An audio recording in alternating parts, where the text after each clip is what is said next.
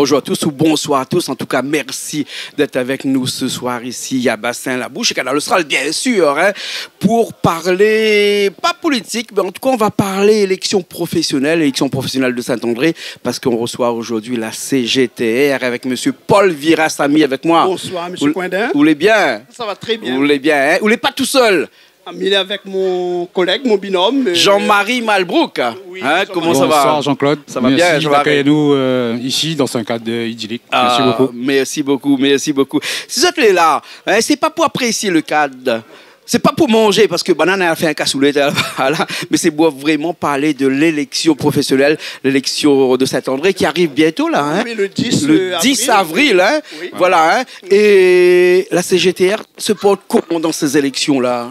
Mais aujourd'hui, on est confiant. Ça veut dire qu'au fait, nous aussi, pareil, hein, c'est la première fois que le CGTA est présenté sur Saint-André. Et on a commencé à travailler un petit peu. Mais il nous reste encore plein d'endroits qu'on n'a pas encore passé, voir les collègues et dans plusieurs différents services. Mais là, aujourd'hui, on est invité ici à nous présenter. Mais comment ça, demain, pour nous, le travail commence sur le terrain. D'accord. Alors, le travail va être long et laborieux parce que Saint-André compte plus de 1100 salariés. Oui, exact. Ça fait quand même beaucoup. Près de 60 000 habitants. Hein, pas que Saint-André, parce qu'elle nous dit Saint-André, mais Sainte-Suzanne. Puis après, la commune de Saint-Denis est pareil aussi. Enfin, toutes les communes de la Réunion, elle est un petit peu suremployée, on va dire, au niveau communal. 1700 employés. Comment aller chercher dans ces employés-là les personnes qui seront plutôt CGTR ou autres? Alors, on va dire pour cette élection-là, on ne cherche pas particulièrement les personnes. Mais c'est eux qui votent. CGTisme, mais c'est eux qui votent, bien entendu. Ouais.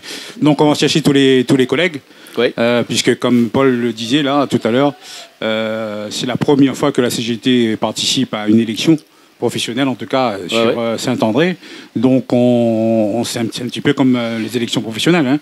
On a une liste. Donc on travaille sur cette liste-là et ensuite on va piocher, on va voir tous les agents pour essayer de les convaincre pour voter pour nous. Même si c'est une première élection quand même, la CGT est quand même ancrée dans la commune de Saint-André quand même au niveau professionnel. Voilà, on va dire que la CGT, bon, c'est la CGT, hein, donc c'est reconnu internationalement. Donc on va pas... donc, voilà. Il y a Gloptier qui dit Réunion. Hein, voilà, c'est ça, exactement. Sinon reconnu aussi. Alors, quels sont les points forts de autres batailles pour cette... Alors, moi, je dirais que pour les points forts, c'est que, comme je disais, tout le monde connaît la CGT, donc c'est nous toujours pour défendre au mieux les agents. Donc, ils savent ce que la CGT fait. Et je pense que, voilà, c'est notre cheval de bataille. Ils savent que la CGT travaille pour les agents, pour essayer d'améliorer au mieux leurs conditions de travail. Bien sûr, mais il y a une question que Mina pose à la même a posée aussi avec d'autres personnes qui sont aussi dans l'élection professionnelle de Saint-André, c'est-à-dire que les employés communaux, généralement, ont une mauvaise réputation. Hein. Bon, on a eu même des films là-dessus. Hein. Donc, faire mettre 1700 personnes au travail tous les jours, c'est compliqué. Après, on va dire comme ça que c'est pas le but d'un syndicat. Hein. Le syndicat est là pour défendre les droits et non pas pour mettre les gens au travail. Mais quand même, est-ce que le syndicat n'est pas là aussi pour défendre des droits, mais aussi les devoirs du personnel? Si, c'est un petit peu des deux cas. Hein, je veux dire, voilà. Ouais. Après, c'est vrai qu'on a pour habitude de dire que les employés communaux sont des gratuits qui. Il faut dire ce qu'il en est. Il est cru,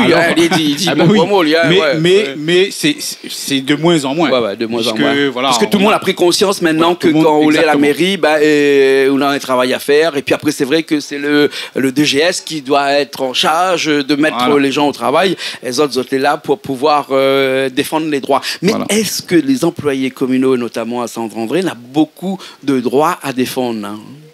Est-ce qu'il y a des choses qui vont et des choses qui ne vont pas, hein, généralement? Mais au fait, moi, je pense que là, il y a laissé aller par le passé. Aujourd'hui, je pense que beaucoup de personnes y investissent parce qu'il et manque d'informations. Il y a des services qui n'ont même pas d'informations. Par exemple, on nous parle de la formation aujourd'hui. Les syndicats qui étaient présents depuis X ans. Formation, il existe pour tous les agents. Ça veut dire qu'aujourd'hui, nous prenons l'exemple concernant l'environnement, plein de services qu'aujourd'hui dans les écoles. Suite à ça, ces personnes-là n'ont jamais eu une formation. Si on veut que les personnes y impliquent, aujourd'hui, nous parlons que nous n'avons rien laissé aller à la mairie. Par rapport qu'aujourd'hui, ces personnes-là, depuis qu'ils travaillent, jamais une formation. Les formations, on a toute formation, quel que soit le niveau. C'est un droit. C'est un droit, mais justement, on est là pour défendre les droits. Justement, on nous parle de syndicats. La mairie n'a pas de problème, ils payent les cotisations sur les formations. Donc, du coup, si au cas les employés n'utilisent pas, donc c'est un droit qui est perdu. C'est pas qu'ils n'utilisent pas. Ça veut dire qu'il y a des services, moi-même, là, en ce moment, on est sur le terrain. On a pu constater qu'il y a des services que je n'ai jamais eu l'information concernant les formations. Ça veut dire que ces services-là, c'est les abandonnés. Par exemple, on nous parle de l'environnement. Ces personnes-là, je ne pas dire que m'a fait une vie tout le monde, mais m'a fait une vie pas mal de personnes.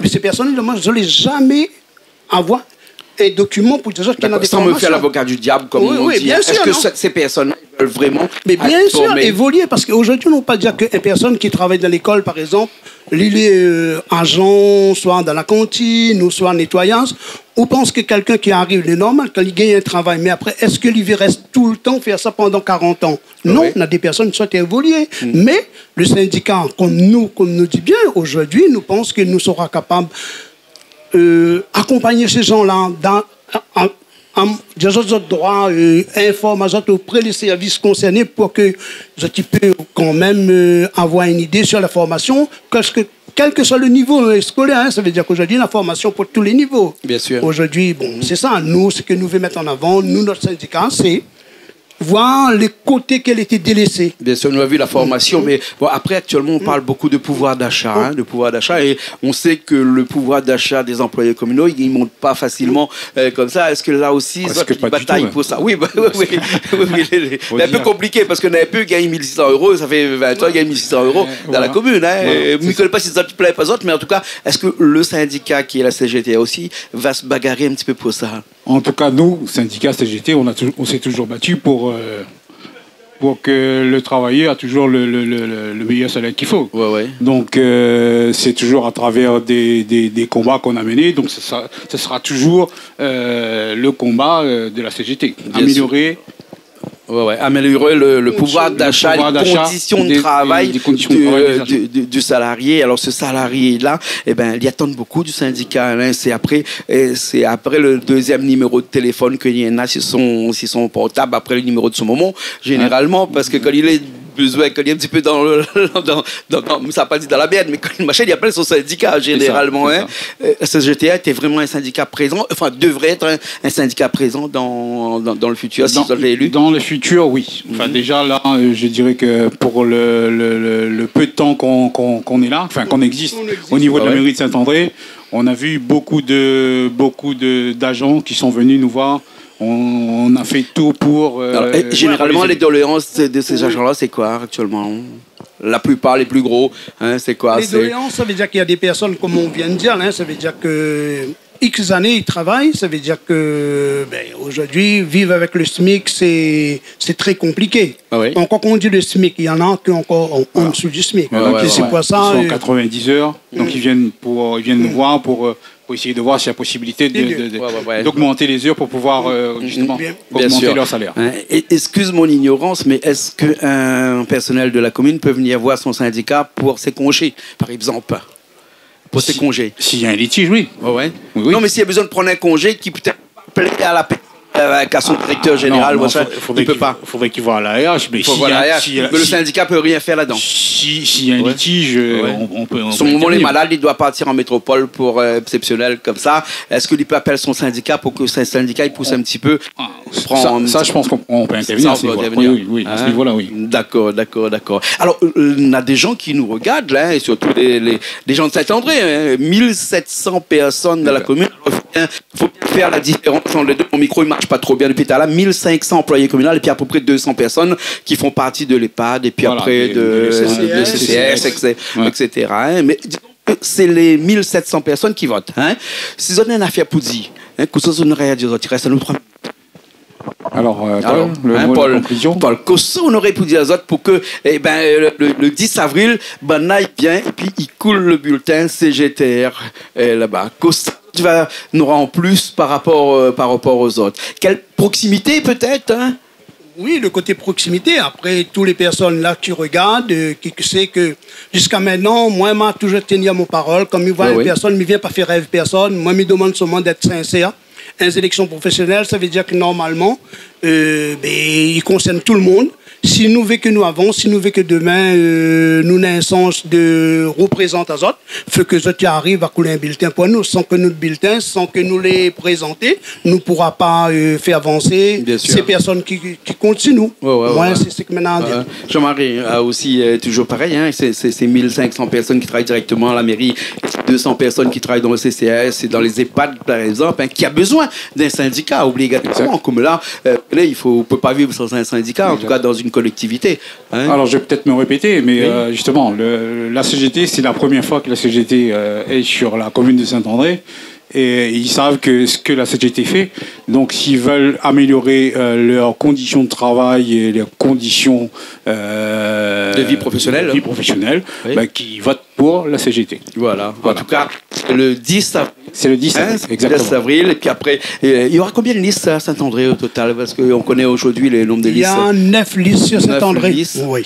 Voilà. Et dans les 9 listes-là, pardon, on ne marche pas. Dans ces 9 listes-là, il y a beaucoup, dans ces 9 listes-là, il y a beaucoup qui sont des primos, comme ça, comme on dit, là, c'est-à-dire que la CGT, il y en a d'autres encore qui arrivent pour la première fois là-dedans, et c'est sûr que ça risque d'être un bouleversement pour le 10 avril. Hein? Ah oui. En tout cas, merci beaucoup. Merci beaucoup. Merci encore, Paul Virassami qui était avec nous, et ensuite Jean-Marie Malbrook aussi qui était avec nous ce soir chez Canal Austral pour parler de la CGT, pour parler des élections professionnelles Saint-André qui se passent le 10 avril. Nous, on se retrouve la semaine prochaine dans une autre émission Zigzag. Merci à Richard qui était à technique. Et après, bien entendu, sur Canal Austral, ça se passe toujours comme ça. Allez, à la semaine prochaine. Merci encore.